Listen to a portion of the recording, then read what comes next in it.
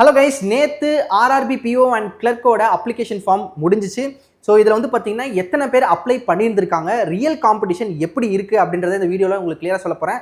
IBPS PO ப்ரிலிம்ஸில் நிறைய பேர் வந்து பார்த்தீங்கன்னா ஃபெயில் ஆகிட்டேன் அப்படின்ட்டு நிறைய சேடான கமெண்ட்ஸு, போன தடவைலாம் இன்டர்வியூலாம் அட்டன் பண்ண கேண்டிடேட்ஸ் இந்த தடவை ப்ரிலிம்ஸ் கிளியர் பண்ண முடியாத ஒரு சுச்சுவேஷன், அது என்ன நடந்தது அப்படின்ற ஒரு மாதிரியான ஒரு கன்ஃபியூஷனான ஸ்டேட்டில் இருந்திருப்பீங்க. நிறைய பேர் நான் ஆஃபீஸர் லெவல் எக்ஸாம் கிளியர் பண்ணுன்றத ஒரு எய்மாக வச்சுருந்தேன், ஆனால் இப்படி ஆயிடுச்சு அப்படின்ட்டு நிறைய பேர் யோசிச்சிருந்துருக்கீங்க. நிறைய பேர் எங்ககிட்டயுமே இந்த கமெண்ட்ஸ் மூலமாக ஷேர் பண்ணியிருந்தீங்க. ஸோ கவலையப்படாதீங்க, இன்னொரு ஆஃபீஸர் லெவல் எக்ஸாம் நமக்கான வாய்ப்பு இருக்குது. அதுதான் வந்து ஆர்ஆர்பி பிஓ. அண்ட் இதில் வந்து பார்த்தீங்கன்னா இந்த காம்படிஷன் எப்படி இருக்குது அப்படின்ற எல்லாத்தையுமே உங்களுக்கு ஒன்று சொல்கிறேன்.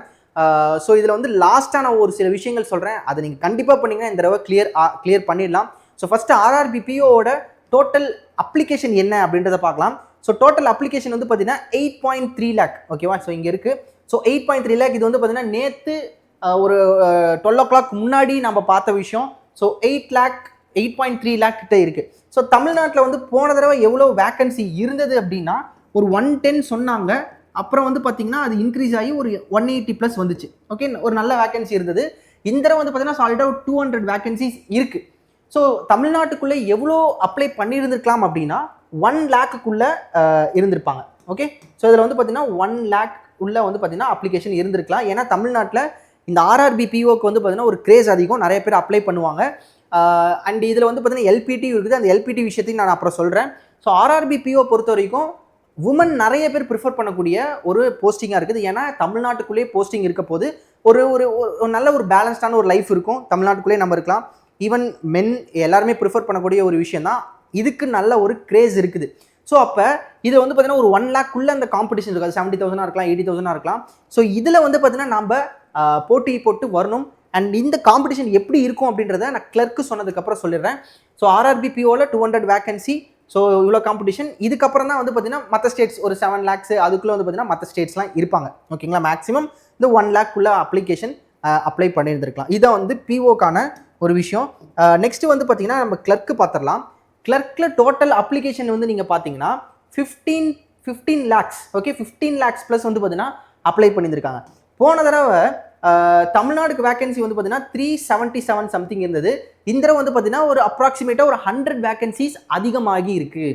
ஸோ கிளர்க்குமே வந்து பார்த்தீங்கன்னா கிளர்க்கில் அப்ளை பண்ணது, நம்ம தமிழ்நாடுக்குள்ளே அப்ளை பண்ணது வந்து அந்த காம்படிஷன் எவ்வளோ இருக்கும் அப்படின்னா ஒரு 1.5 lakhs. ஓகே, ஸோ ஒரு 1.5 lakhsக்குள்ளே இருக்கலாம். ஓகேங்களா? ஸோ அந்த காம்படிஷன் அப்படின்றது.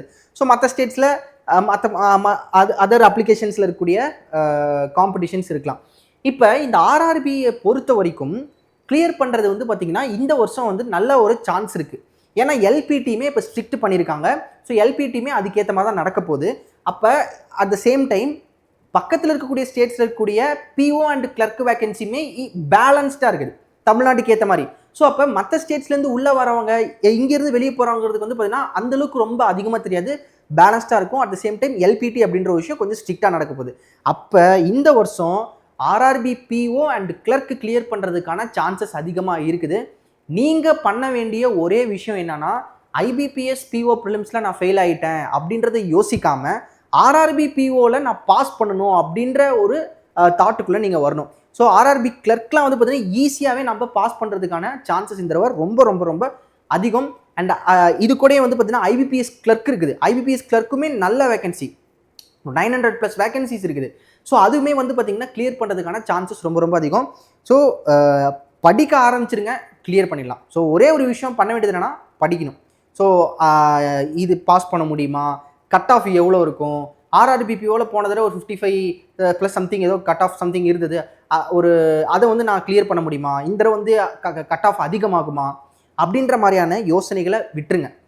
படிங்க, எப்படி ஸ்ட்ராட்டஜைஸ் பண்ணும், மார்க்கை போடுங்க, மார்க்கில் பர்சன்டேஜில் அதிகப்படுத்துங்க. இங்கே என்ன விஷயம் அப்படின்னா ஒவ்வொரு மார்க்லேயும் உங்களால் 90%, அதாவது நான் சொல்கிறேன் பாருங்களேன், ஒவ்வொரு மார்க்லேயும் நீங்கள் 90+ அக்யூரசியோட 90+% இருக்கீங்க அப்படின்னா ஸோ நீங்கள் கண்டிப்பாக ப்ரிலிம்ஸ் கிளியர் பண்ண முடியும், மெயின்ஸு கிளியர் பண்ண முடியும். ஸோ எப்பயுமே ஒரு மார்க் டெஸ்ட்டில் இது இருக்கா அப்படின்றத மட்டும் பாருங்கள்.